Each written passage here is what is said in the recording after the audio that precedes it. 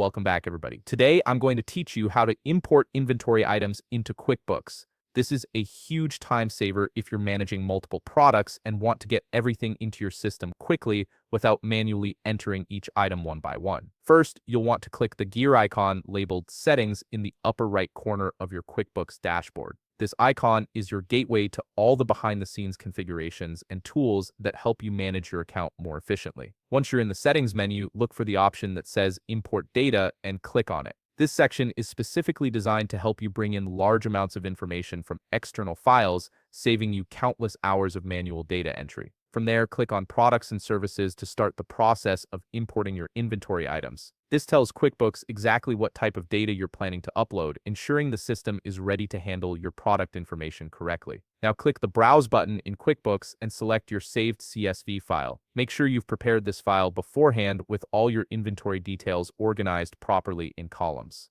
The CSV format is what QuickBooks needs to read and process your data smoothly.